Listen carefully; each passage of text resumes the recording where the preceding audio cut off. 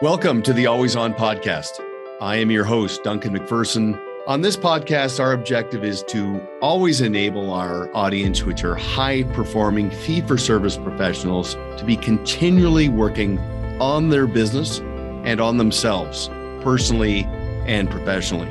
And to that end, on today's podcast, I had a very thorough conversation with Kevin Bishopp. He is a longtime performance coach. He is a vice president of the advisor consulting department at First Trust Portfolios. And in this episode, we talked about new perspectives on growth. And we took a deep dive here, so you'll want to have a pen and paper handy. If you like this podcast, please like and share and tell your colleagues. And if you have any ideas or topics you'd like to hear on this podcast down the road, just let us know. Thanks for listening. Kevin Bishopp, welcome to the Always On podcast. Thanks for being here. How are you doing? Fantastic. I'm excited. This is our first joint podcast, so I'm stoked. Yeah, we've done many events together over the years. I am going to start referring to you affectionately as the most interesting man in practice management. And I say that because you're a VP with the advisor consulting department at First Trust. You're a performance coach, but over the years, as I've gotten to know you and see you in action, your approach for interpreting gaps in efficiency and productivity is incredibly unique, and I'm looking forward to getting into that. Your perspective on how to address those gaps is always actionable. And your style in terms of how you deliver it, both on a one-to-one and in a group setting, is very motivating.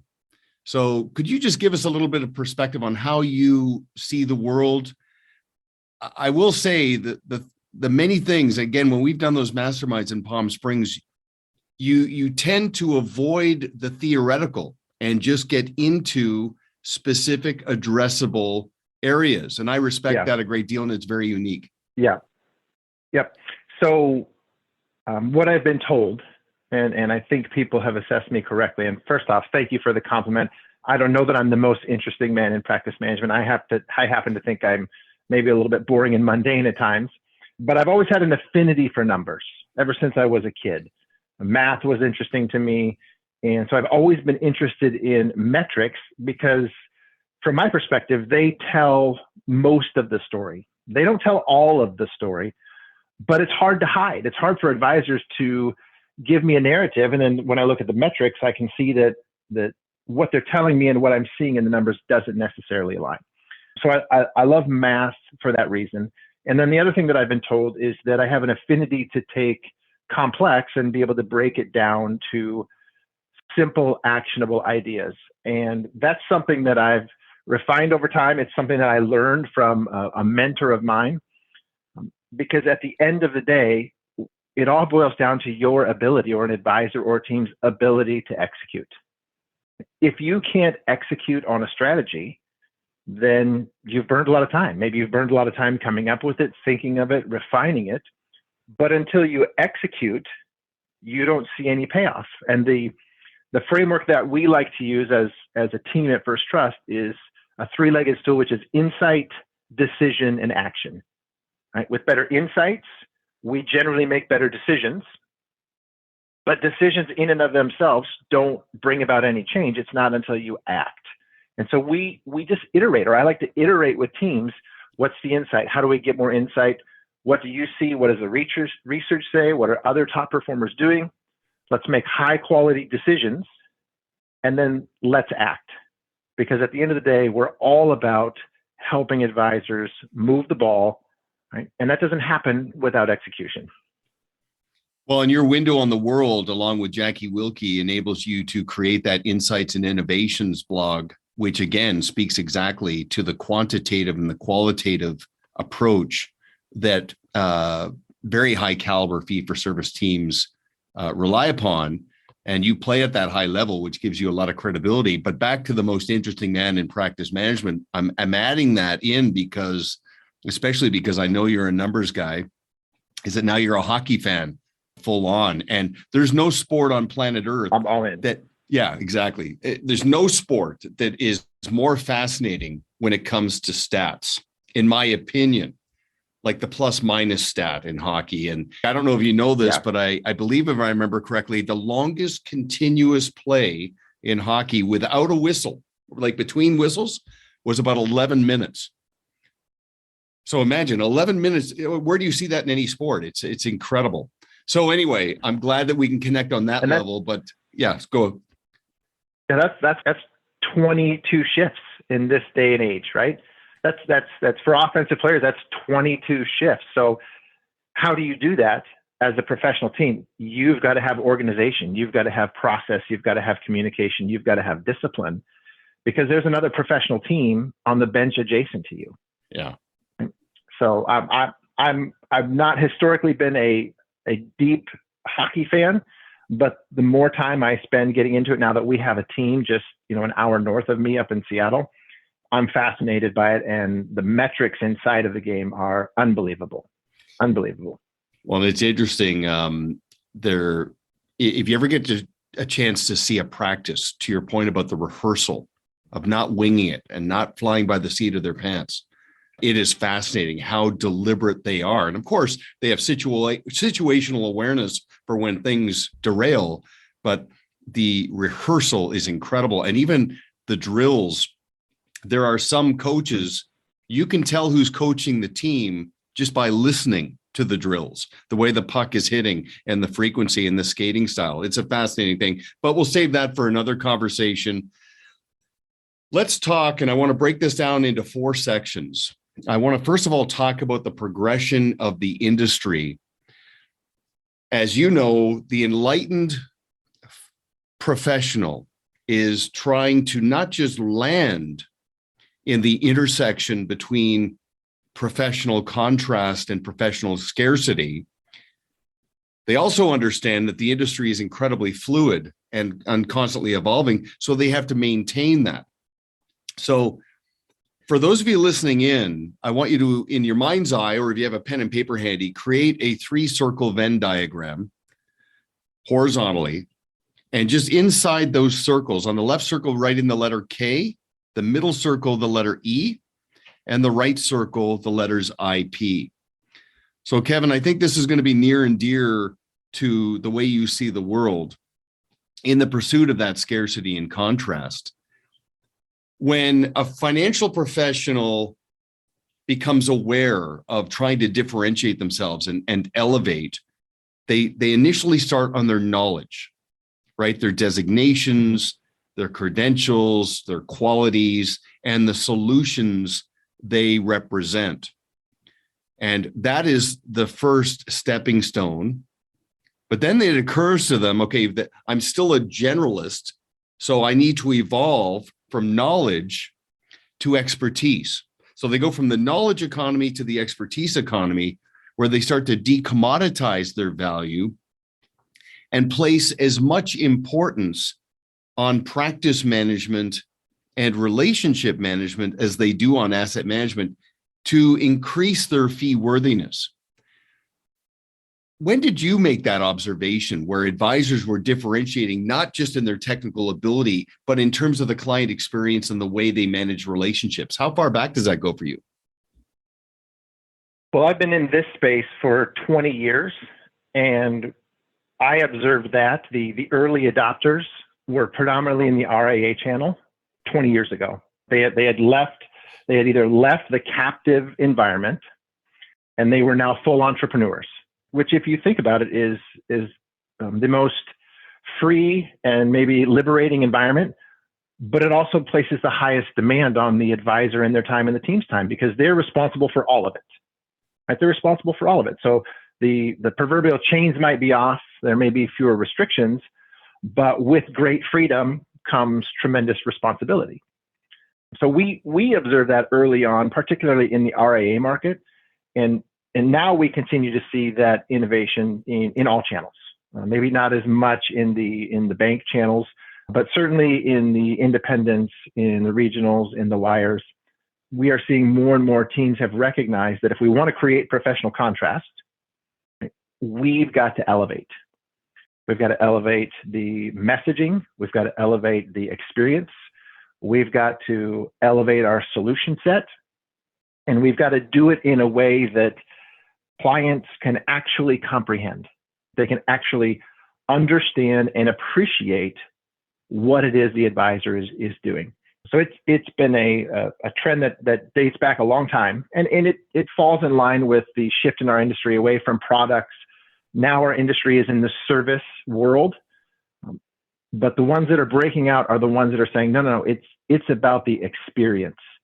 It's about making certain that, yeah, we are, to use your phraseology, we are going to put all the pieces of the financial puzzle together for these clients, right? And we're going to focus on simplifying the complexity of their success. Right? That's my favorite phrase. And I've been doing a ton of branding consulting over the last 3-4 years. At the core, the top advisors, they are embracing the opportunity, the challenge of simplifying the complexity of a client's success.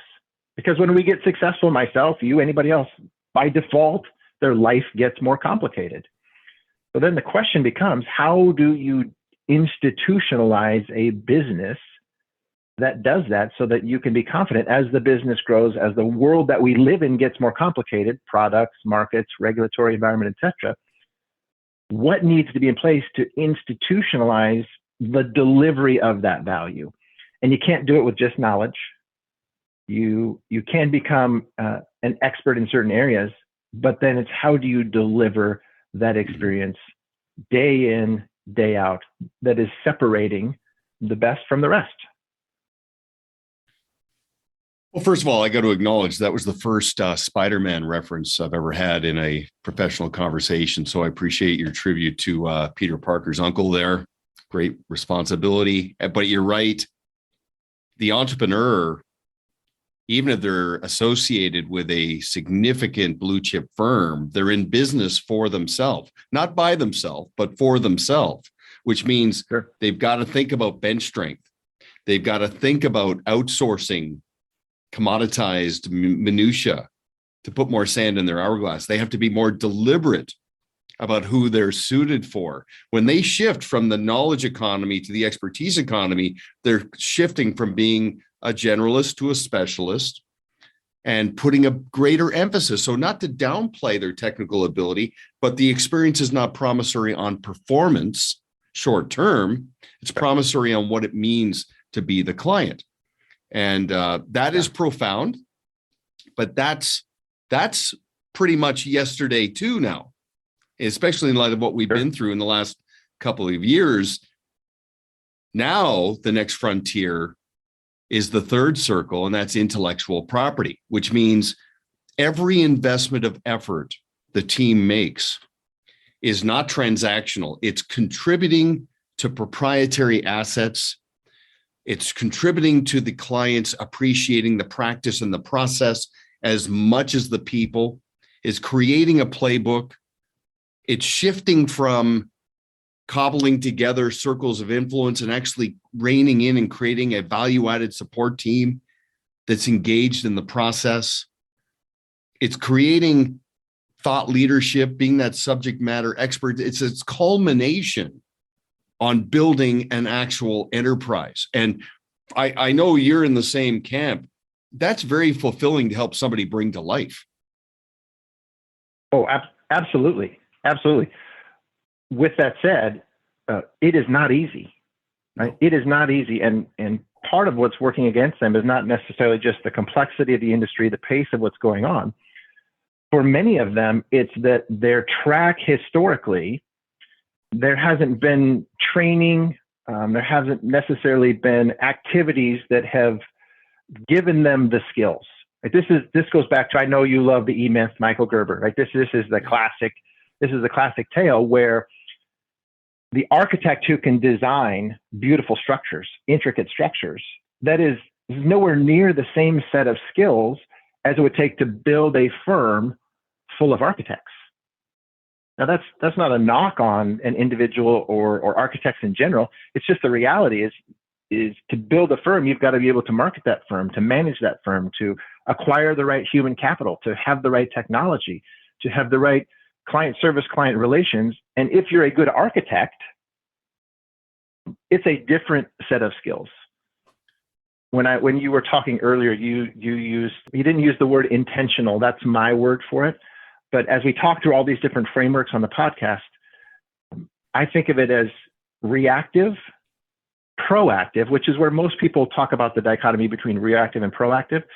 The teams that are skating to where the puck is going, they are truly intentional, right? They're intentional with the activities. They're intentional about how do we build this in such a way that it adds value to client relationships, that we're growing our intellectual property, that we are creating professional contrast. Yeah. And it's impossible to do in a reactive environment.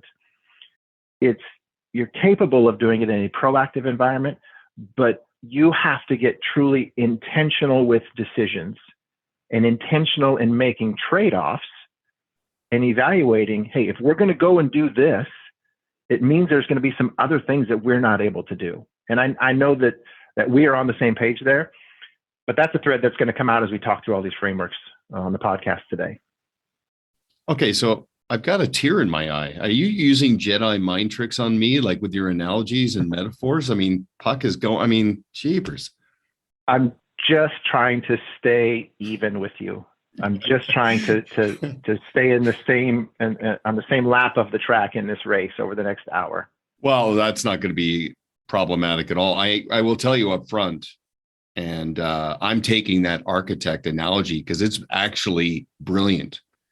Because, you know, Michael Gerber uses the difference between a baker and somebody who can run a bakery.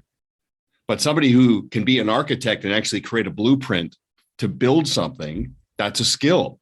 Somebody who can also take that and actually monetize it in an enterprise, very different skill set.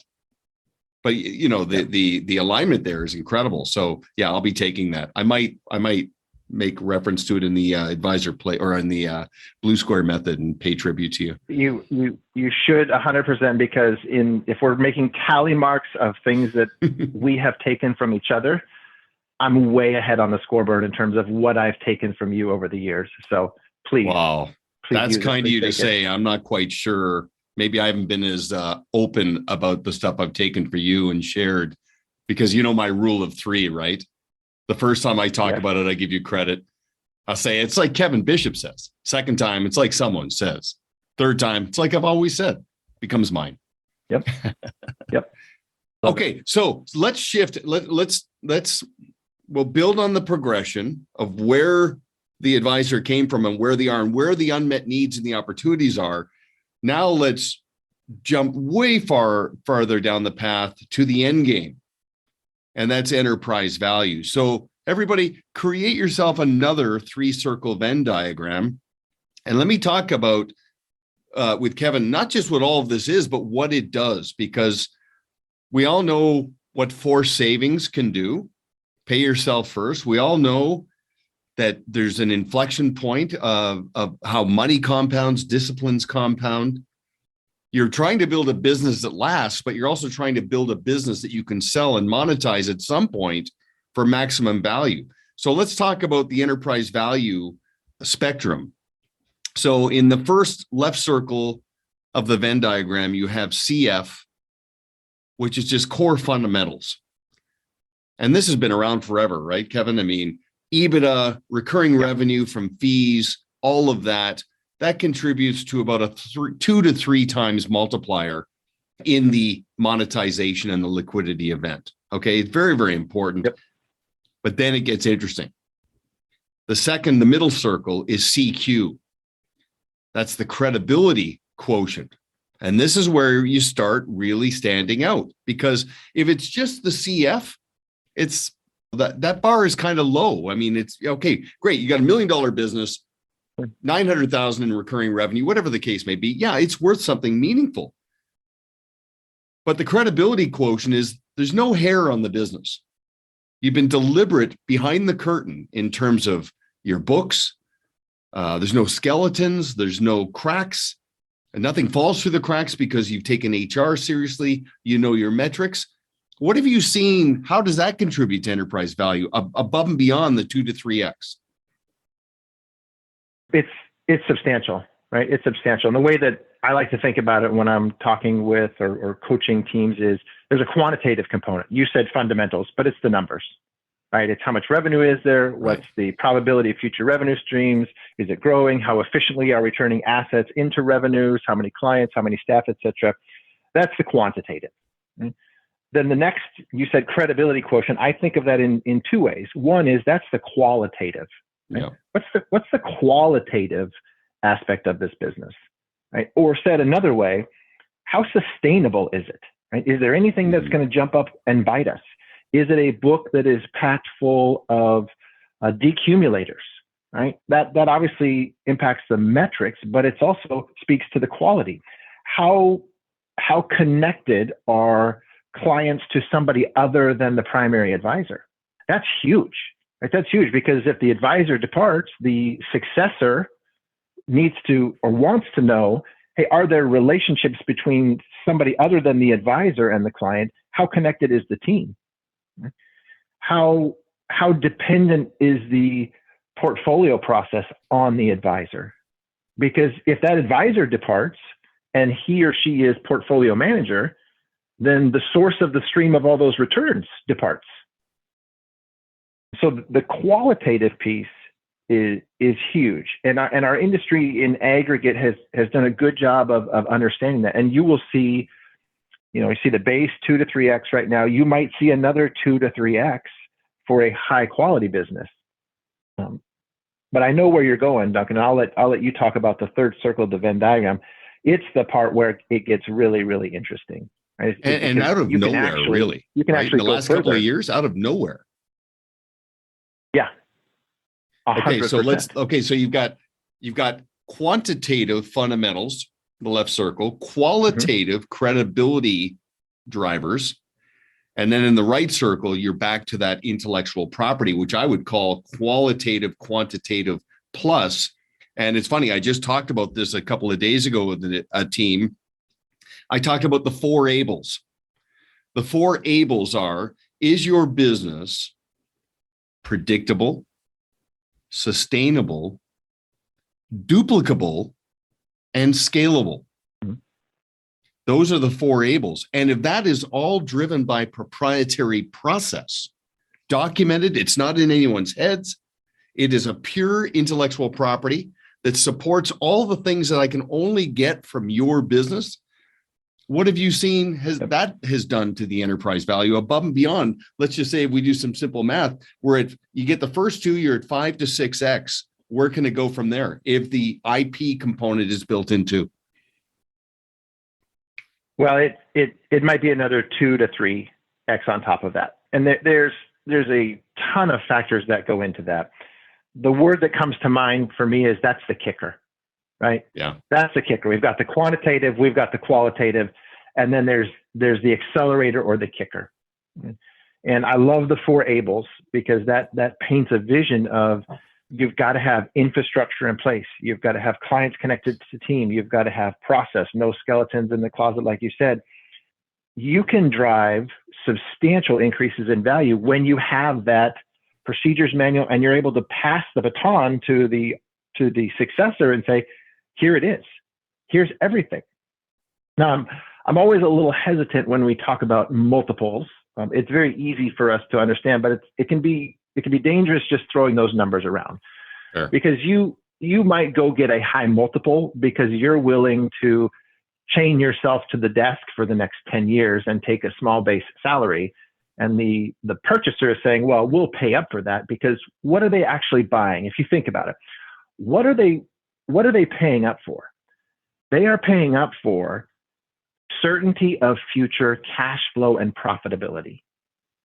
So if you want a higher multiple, they're paying up for certainty of future profitability, cash flow, growth, etc. So anything that you can do in terms of the structure of the business, process documentation, to increase the level of certainty, to decrease their risk, right, they will pay up for. The more risk that they take on in a transaction, the more uncertainty, they're going to come back to the seller and say, we're going to discount the value because that represents risk to us. Classic discounted cash flow model, right? What are the profits? What are the What's the ability to grow those profits over time? And how sustainable is it? And the sustainability factor is the discount rate. The less certainty, the less sustainable, the more risk the purchaser is going to take. That's going to compress the multiple. It's going to compress the valuation. When you liberate them from that uncertainty and those risks because you've done the hard work, you've created the IP, all the documentation, all the team building, all the job descriptions, all the HR management, all the compliance. I mean, you name it. This is hard work. It can be tedious at times, but that's what the buyer is willing to pay up for. That's what they're willing to participate. If you're a team that wants to give up some equity, right? You want to monetize it now, but you want to stay engaged. That's what they will pay up for.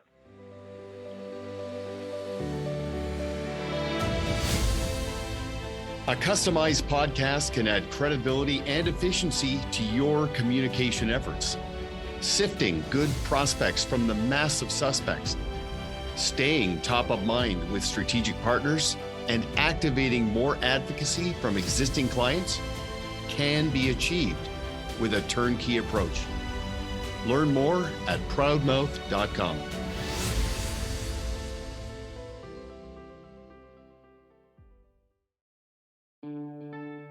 Do you aspire to consistently attract and keep great clients while driving the enterprise value of your business? Do you want to achieve professional contrast by supplementing your technical ability with a consistent client experience driven by best practices?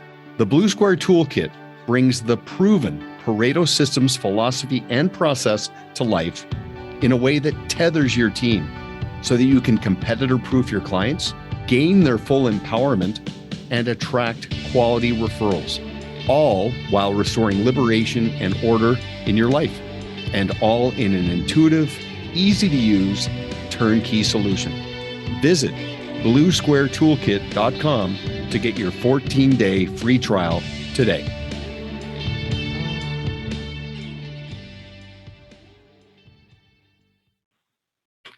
Okay, so everybody just got a little window, a glimpse into sort of the art and science, because I like how you tempered down the expectations and just focused on the cause to the effect, right? The science of getting there. And basically what that validates is when somebody works on their business, they're not just working on efficiency, productivity, client acquisition.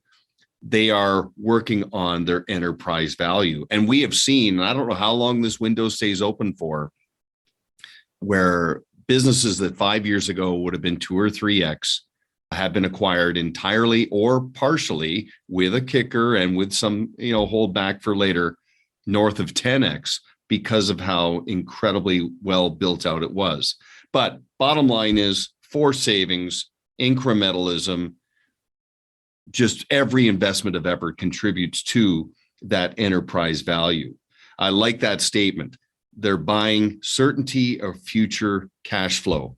That is very well said. So, okay, in the meantime, because a lot of people, they put off their exit plan because it seems so distant. So that's fine. So let's talk about something that's a little bit more immediate in terms of untapped opportunities, unmet needs, and I guess you could say the proverbial fork in the road that is many people we're seeing are either right there or approaching that opportunity, that decision. So third, 3-circle Venn diagram around the concept of growing up market. Okay, this is part of the evolution, and this is not Darwinian. This is not natural selection. This is very intentional, very deliberate, very engineered by the team to add to their efficiency and their fulfillment. So another 3-circle Venn diagram. In the left circle, let's talk a little bit about growing down.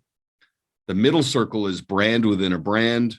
And the right circle is just all in on the concept of growing up market into that multifamily office. And I know this is something you're talking about extensively. So because this is near and dear to your heart. This is kind of your core. The whole concept of understanding capacity and why it might be a good idea to grow down. So let me, I'll let you kick that off and then I'll chime in. Yep. Yeah. So from my perspective, the number one challenge in the industry in the last 4 to 5 years has been capacity. And there are two things that are creating that issue. Right? Number one, it's the increase in complexity, just of the business, more products, more complex markets, higher regulatory standards that everyone needs to adhere to. You've got technology, innovation in the tech space, new tools, and you have clients who they're raising the bar in terms of what they're asking for from their advisor. So when you look at those 5 things, the advisor or team, they're squarely in the crosshairs. It's their job to put the right products in the portfolio or to put the right solutions in place. It's their job to keep their finger on the pulse of the markets, make sure clients are positioned appropriately. It's their job to remain in compliance, right? Their job to utilize the technology that either their firm has delivered to them or technology that they have sourced. And they are responsible for delivering service, advice, and planning. So the team is squarely in the crosshairs. Right alongside that, businesses have been growing. If you were a quality advisor, especially over the last 2 years, you've grown because you've been acquiring relationships. You've stayed in contact. Not only did you triage clients during the pandemic, but you have seen the opportunity with all of the money in motion, and you've grown. So these two things have occurred simultaneously, which put pressure on a team's capacity. Anytime I talk about capacity, I like to keep it simple. There are 3 solutions. There's only 3 categories of solution. Okay? Number one, you can work with fewer clients. Okay?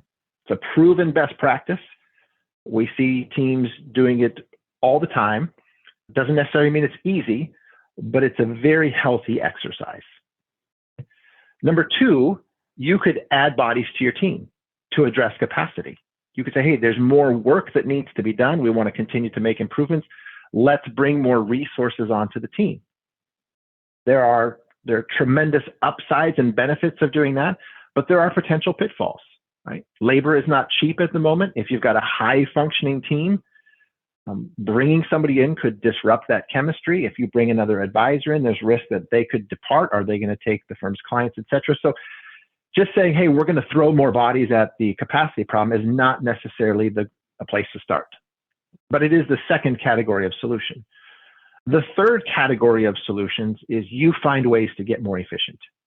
You find ways to outsource. You find ways to streamline. You find better ways to use technology.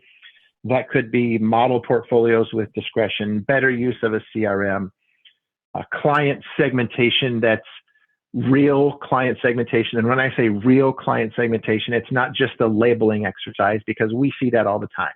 Right? I'll ask an advisor, did you segment? Oh, yes, we've got A's and B's and C's and D's. And then we say, show us the matrix for what each of those get. And more often than not, the general response that we get back is, well, we pretty much serve everybody the same. So efficiencies need to be created. So those are the 3 levers. From a metrics standpoint, if you look at top performing solos, for example, top performing solo advice businesses, the data will tell you that they work with about 75 clients per resource on their team. That's the median observation for the top quartile. So if you think about the top quartile as being the top 25%, and then you take the median observation, you're looking at the 87.5th percentile, roughly. So that's a high bar. They work with about 75 relationships per resource on their team. So a good solo with the staff member, we're going to see them somewhere in the neighborhood of roughly 150 relationships. Personally, I like to see them closer to 100, but that's the median observation. The minute you go to the team space, we look at teams that are doing less than 5 million of revenue. That number goes from 75 to 39. Okay? Massive discrepancy. So teams are working, top quartile teams, the median observation, so 87.5 percentile, they're working with, let's just call it 40 active clients or households per resource on their team. So if I've got 2 advisors and they've got 3 staff, that's 5 bodies. We're going to find them somewhere in the neighborhood of a couple hundred clients. Now, the higher quality ones will have less. The ones that are driving a higher revenue per client will generally be less. The ones that are driving a lower revenue per client have a tendency to be higher in client number.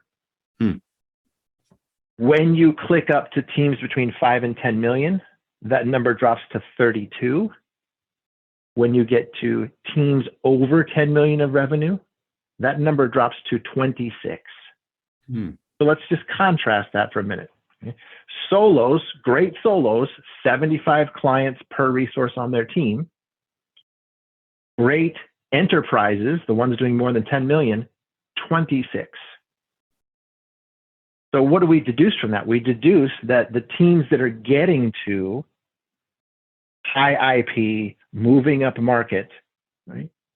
They are serving 1/3 the number of relationships per resource on their team as a typical solo.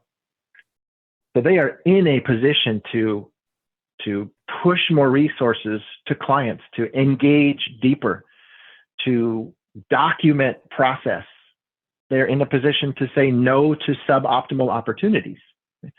So we've got capacity metrics, we've got revenue per client metrics. I will tell everybody who was fortunate enough to tune in and has the time to listen to us that there's an inverse relationship between revenue per client and capacity, meaning when we look at firms, the higher revenue per client firms, which is where most advisors say they want to go, right? What do they all have in common? They all have the resources. They are protecting their capacity. They have low numbers of clients per resource. It is a critical ingredient in being able to move up market. I have yet to bump into a team that's doing 20,000 of revenue per client and serving 150 relationships per resource on their team. There's a no man's land out there that nobody has cracked the code on. So I went a little geeky with the metrics there, but these are important numbers to understand because so many advisors are over capacity. Of all the things we talk about when I'm in front of a group, that's where I get the most kind of bug eyes, eyebrow raises, like, whoa, those are numbers that are distant from where we are as a business, which is a very useful exercise, right? That creates energy, creates motivation, etc. But capacity is critical. So growing down, to go back to where we started, growing down, we are advocates of that, but we also recognize some advisors, they get to a point where they're just not comfortable cutting any further. They're just not comfortable cutting any further because they've been great relationship builders. So that's actually the perfect segue to the brand within a brand, because then we're coaching them, hey, find the efficiencies, but you need to add to your team to deal with this capacity. And the role that we're coaching them to bring on is that of the service advisor. It's not another advisor, asset gatherer. It's somebody that you put on the team so that you can take the quote unquote C book and give it to the service advisor. And you can build it's not a separate business, but it should feel like a separate business, right? It's scalable, it's efficient. We've got teams that have called this their gold desk. Like, that's clever branding. We moved all the small clients to the gold desk. They got a separate phone number to call in, a separate email address to send questions to. They get their own newsletter. They have their own quarterly calls that they can dial into. And it's a service advisor that the relationships have been transitioned to, and it's a scalable model. That deals with capacity, but it also liberates, right? It liberates the advisor to get to the second of these three circles. So I won't steal your message, Duncan. Tell them about the second circle here. After growing down, we get to do what? If I'm not mistaken, you have a resource that goes back to those metrics on the 75, and as the growth of the you've got some tools on that, do you not? Sure. Yeah, we've got an online tool. We've got an advisor comparison tool where you can jump out to the website. You can put in 6 data points: your assets, your revenues, how many advisors, how many staff, how much recurring revenue, how many clients, and you will get a side-by-side comparison of your business versus top quartile. Interesting. And for key metrics, so AUM, revenue, all those same metrics, but also the ratios. So revenue per client, assets per client, clients per resource, clients per advisor. You'll get side-by-side comparison. And then for every one of those metrics, we're going to score it red, yellow, green. Red is critical. Yellow is you're within 30% of the observation of top performers. Green is you are at 95% of the level or above in terms of your numbers versus top quartile. The exercise takes 30 seconds and you get back a scorecard. And then for every one of those metrics, if you are yellow or red, we'll tell you exactly where you need to be looking. And so what's the remedy if you've got metrics that are out of line? Where can somebody get that? You go to our firm's website, FT, so Frank Tom, ftportfolios.com, and then you use the advisor login. So if you've got an advisor login to the site, you jump in there. We've got an advisor best practices page, and it's one of the headlines right there on the front page. So to me, it seems that would perfectly bookend, because as you know, we put a big emphasis on time auditing, and it's I don't know if it's that revealing, but it's often will reveal to a lead advisor, will say, you worked 45 hours last week and you spent 5 hours on your most deserving clients, who are often the least demanding, who represent 80% of your business. And you spent 40 hours working with the 80% who generally are often a little bit more needy, but represent 20% of the business. And you're wondering why you're on a collision course with a plateau. I think if somebody goes through the time audit and your process collectively, they'll find out exactly to what degree they need to grow down, and also what their value's worth and who they're ideally suited for. And that might propel somebody to the brand within the brand, which ultimately means, and I don't want to oversimplify that, but growing down means growing down your client count, potentially. Sure. Growing down your households and holdings, because I mean, like you said, as somebody grows, they're adopting these new clients who are bringing with them this cobbled together approach. Next thing you know, you've got a team with 450 clients, 900 holdings. They've got to take a really good look at all of that from a streamlining perspective. But the beauty of the exercise is it will propel you into that real sweet spot of the brand within a brand, which means you might have 300 clients, but the lead advisor is going to work with 50, and that team, the gold desk, and the C and B clients will become somebody else's A client on the team, to the point where it's a different person, but it's not a handoff. It's an upgrade, because it's the same practice and the same process. But reframing the relationships to both addressable audiences, going to the 50 and saying, hey, look, we've made a decision to grow our business down so we can go deeper into the client experience and get further ahead of your evolving needs, because you're on a track where it's going to get very complex for the rest of your life. And then, of course, all the dynastic issues. That future pacing activates belonging for both groups. And there's veins of gold in both addressable audiences, which I'm sure you've seen too. 100%. Yeah. So the B's and C's that go to the gold desk, right? So the gold desk is the sub brand where we're looking for efficiency. What advisors are experiencing is when they go through that exercise and another service advisor engages and has the bandwidth to engage more deeply, they're finding more assets. Right? They're finding more assets because some of these clients have advisors that haven't talked to them for the last 12 to 18 months. They've got assets parked at the bank. They've got other accounts. They've had or they're going to have a liquidity event. Maybe it's not a huge retirement account, but they're finding more assets. And so it is a way to address capacity without having to terminate relationships that could be meaningful, right? Because if you've been in the business 25 years, you've got clients who took a chance on you 25 years ago, right? You've got B or C clients who maybe they used to be A clients, but now they've just been spending down. They're in income mode, and you can't kick them to the curb. You're not going to feel good about yourself. So it is a way to deal with that.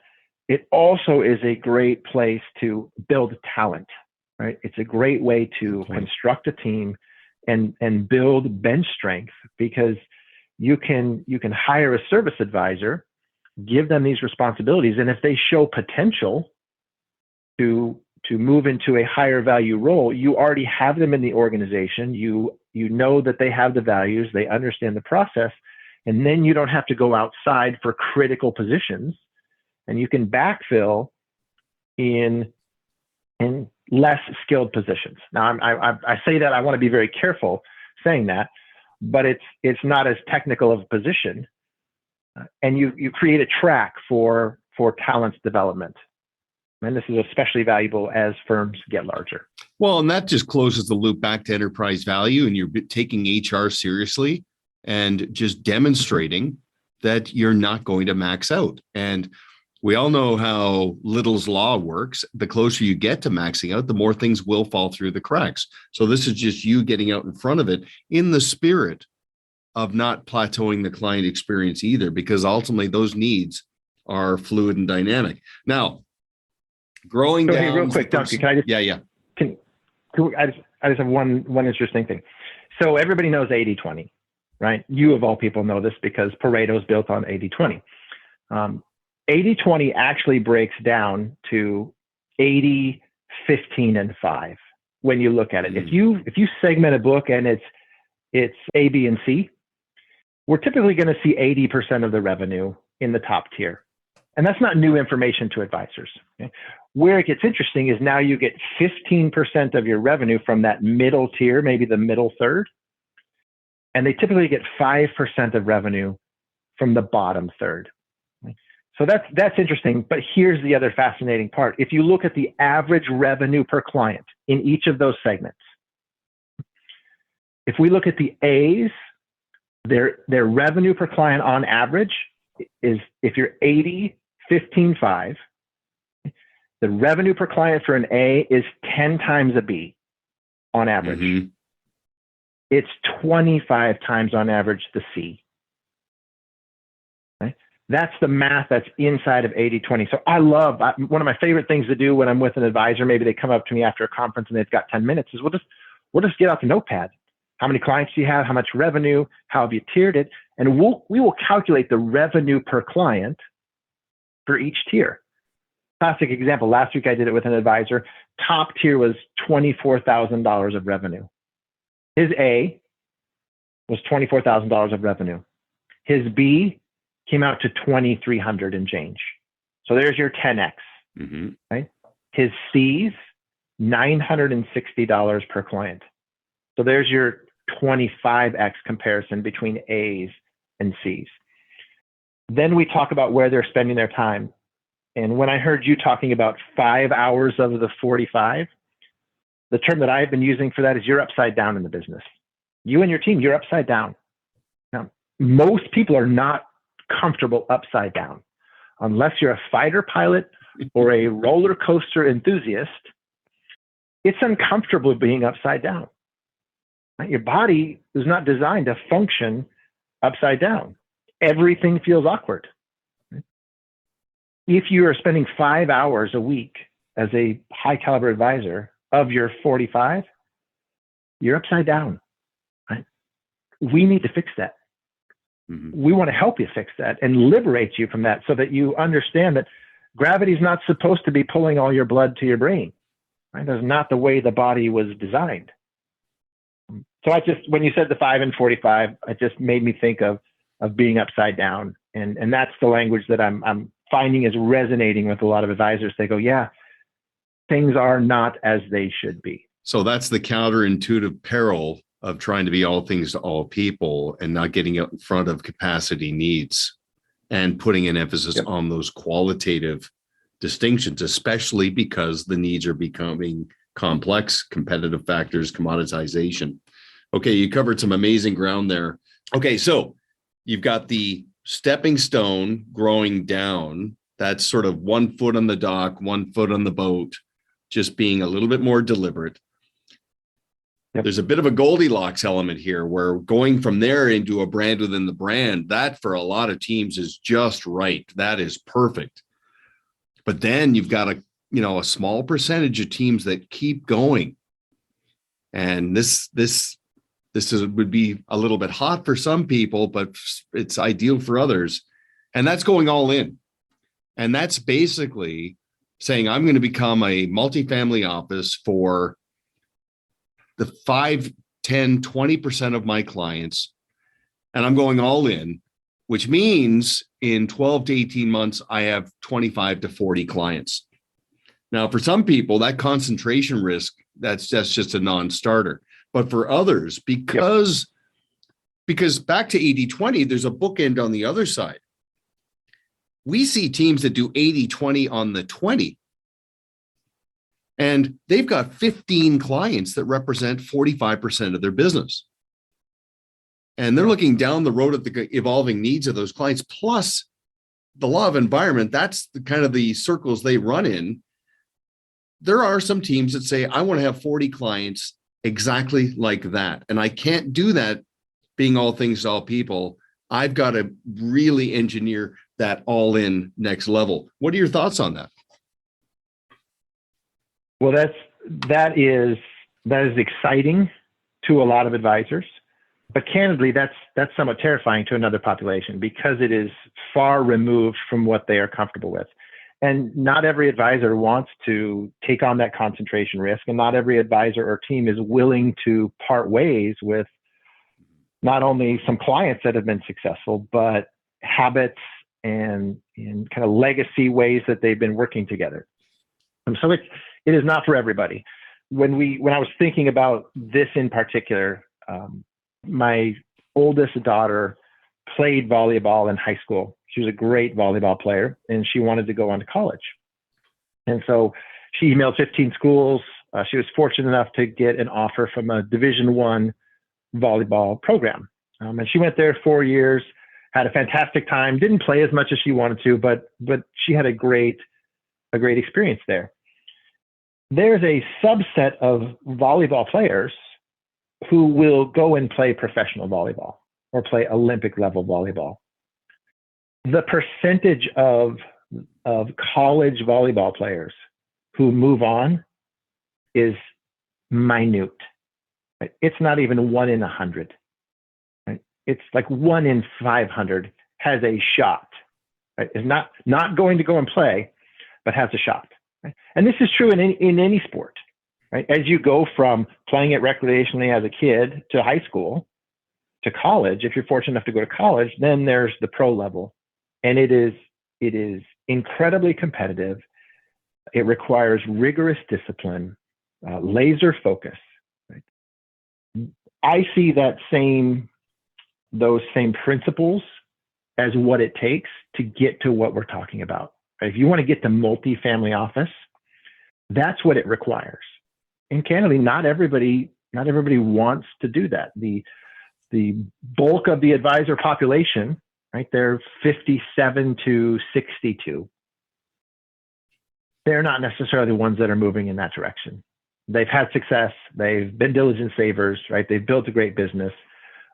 But most of them, if we're being honest, are not wired in such a way that they are going to go that direction with a finite time horizon. It's the next tranche of advisors that are going this way and that are looking at it very, very closely. It's the 45 to 55-year-old advisors or the 40 to 50s who are saying, no, we see where this is going, and we're willing to work, and we're willing to work hard to get there. That's the way that if we were thinking about internalizing it. Yeah, no, that's good. And I'm going to want to bring you in for perspective on this, because as you know, Chris Jepson and I and some people on our bench here are building out the progression to the multifamily office. And I wouldn't say I underestimated the complexity, but it's a great exercise to go through to consolidate and create these checklists and considerations, even if it convinces somebody not to do it and stick in the middle, sure, the sweet spot of the brand within the brand. But we are seeing some people that are in that space now, and the complexity of needs is just, it's incredible when you've got clients that are in that $100 million net worth category. Anyway, we'll save that for another conversation. I want to get to the culmination of the conversation, which is the fourth 3-circle Venn diagram. And we just want you to reimagine growth and where this is going directionally. So you got your 3-circle Venn diagram. In the left circle, you have B2C. In the middle, you have B2B. And in the right, you have franchise ready. So a lot of what we've been talking about is refining and optimizing, professionalizing and standardizing your business to client retail business for growth, enterprise value, consistency. And many advisory teams are content with that. And they're going to have a great exit or a great, with a client in mind, continuity and succession plan in place. My point, Kevin, is I just want to remind everybody, based on this, in the spirit of IP, your B2C business is a proof of concept. And if it's documented entirely, fully and completely, you can put that in the hands of someone else, and you can shift to a B2B, a business to business dynamic, where you can go out and acquire a business. And you've heard me say, because there are some people that want to bring on 50 new clients, but they also want to bring on one business with 50 clients. And they've got the bench strength, they've got the process depth and breadth in place. So with demography doing what it's doing, so many advisors that are 3 years out or less with an underwhelming or non-existent continuity and succession plan, are you seeing this accelerate, advisors going into the B2B dynamic? 100%. Yeah, absolutely. It is an accelerating wave. It's only going to continue to accelerate because of advisor demographics. When I engage in conversations with advisors around this topic, I'm careful to point out, and this is my rule. I've heard a few others preaching this, that before you go looking to acquire, right, before you make that decision, the best litmus test is to ask yourself, is my current business ready to be sold? Is the business that I have today ready to be sold? Because, and the reason this is important, is if the existing business is a mess, now that's being a bit extreme, right? If the existing business is a mess, you're going to go buy something that may or may not be a mess. You have compounded the level of complexity, right, in an industry that's only going to get more complicated. So the prerequisite to increase your odds of successful transition is to say, no, the business that we have, it could be sold, or it is franchise ready in its current form. Even if it's a B2C business like you just described, we've got process, we've outsourced from the investment side, we've got the team in place, we have or will have the bandwidth to, when we onboard these new clients of this other advisor, or maybe we're bringing one of their staff people over. That is a prerequisite that I'm preaching. Is it always that way? No, it's not always that way, but it is critical, and it will dramatically increase the probability for success. The other thing that I'm seeing, and this is one that is a little bit trickier to navigate, is the clever acquirers are doing a couple of things, and they're doing them well. They're going out and they're not necessarily acquiring all of a business. They're going out and they're saying, yeah, we see this business. We want your 50 best relationships. We don't want the 250. We want the 50. And oh, by the way, we will be willing to pay up for those 50 because the quality is high. So now the seller is saying, okay, maybe my business is 2 times revenue if I sell it all in one place, but maybe I could carve off the 50 and get a premium for those and still be able to sell what's left over at 2 times. Okay? Then it becomes more interesting to the seller. They're either doing that, or they're saying, we're going to buy the 250, and they're working out a financial arrangement to where they know they're going to in turn do something with the 200. Either it's going to get parked with the service team, or they're going to find another solution, because they've recognized, hey, capacity is critical. Absorbing 250 relationships is a tall task. Those bottom 200, it's 20% of the revenue. If we're talking about 250, it's 20% of the revenue. What are we really interested in? We're interested in the top 50 clients, the 80% of revenue.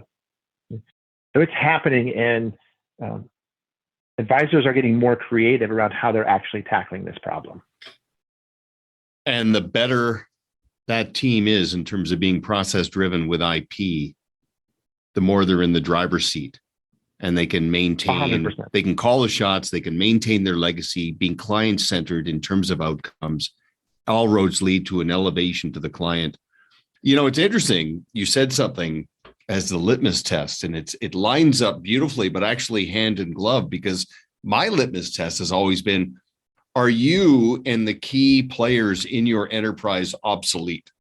Could you be gone and the place would still run like a Swiss watch? Okay. That in sync with what you said. Could I sell my business and it'd be continuous in its flow? Together, I think that makes the perfect litmus test. But here's the thing, and we're seeing this, and it's staggering, both in terms of productivity, but also fulfillment, when the B2B goes into franchise ready, which means they're not just acquiring a business, they are acquiring more than one business, and they're attracting advisors that are fed up with the friction and the regulatory and the volatility and uncertainty. They just want to be liberated to focus on what they love to do. So they want to draft in and take advantage of scale. And this becomes another income stream for the lead advisor to become franchise ready. I will just say, as we wind down here, everybody tends to knee jerk and say, there's way more buyers than sellers. Okay. Yeah, that's true, which is just an opportunity for professional scarcity and professional contrast, because I think the bar is low, right? For a lot of opportunities, I think you can really stand out.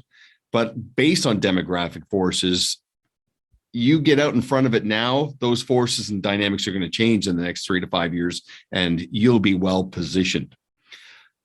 Before I let you go, speaking of positioned, now you're a hockey fan. What's your favorite position to watch? Which position on the team do you most appreciate? Well, so I'm fascinated by goaltenders. I'm fascinated in particular by their movement and what they can do on ice skates, the lateral movement, the flexibility, the agility, the reflexes. So I'm fascinated by them. I am, more than anything, I would say I'm not fascinated by individuals. I'm more fascinated by how they move in concert. Right? Because when you first start watching hockey, your eye follows the puck. For the novice fan, the eye follows the puck. Well, as you watch more hockey, and this is going to be true of any sport, you start watching what people without the puck are doing. Mm-hmm. And that's where it gets really interesting, because then you see, and the coverage doesn't always show it, but if a guy's coming up ice, that they're where other players should be. Right? And what creates opportunities, and what creates opportunities is space. Right? What creates opportunity in soccer is space. What creates opportunity in hockey is space. Basketball is space. So how do they create the space, and how do they capitalize on it with the skills that they have? So if you're gonna force me to pick one position, the goalies. I'm also very intrigued with defensemen, and the reason I'm intrigued with defensemen is they don't have the same padding that the goalies have. But they are the ones who are more inclined to throw their body in front of a 100-mile-an-hour slap shot, which last time I held a hockey puck, I thought, this thing's going to come at me at 100 miles an hour. And I'm not even wearing as much padding sometimes as a football player in certain spots. And I'm exposed on my skates because it's just a thin boot.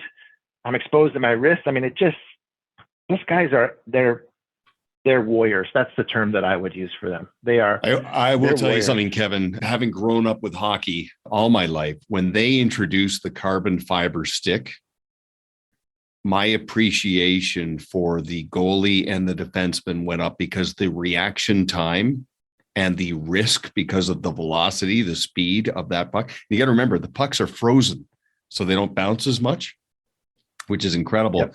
But back to your point about the complete player, you look at a player, Patrice Bergeron for Boston. He is the classic 200-foot player. Hard to play against when he doesn't have the puck. Incredibly crafty when he has the puck. Playmaker, but he is not tilted one side to the other. And, the whole plus minus stat is reflected in that. He's one of my favorite players in the NHL. Who's one of your favorites? Well, when I first started watching hockey, my wife and she loved the Pittsburgh Penguins. So I got to watch Crosby, a lot of Crosby and a lot of Malkin in particular.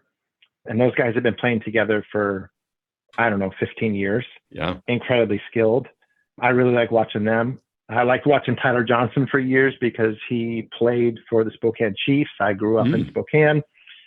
Good dude from everything that I can tell, and fun to watch. I think, and this is one where I think there's mixed emotions, but to me, Ovechkin is phenomenal. And he's phenomenal because I had no idea until I really started paying attention to how big he is and how physical he is as a forward, right? But incredibly skilled.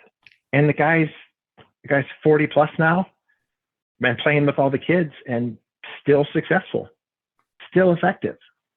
I don't know if he's quite 40, but he's pushing it. But I believe, if I'm not mistaken, both of his parents were Olympians.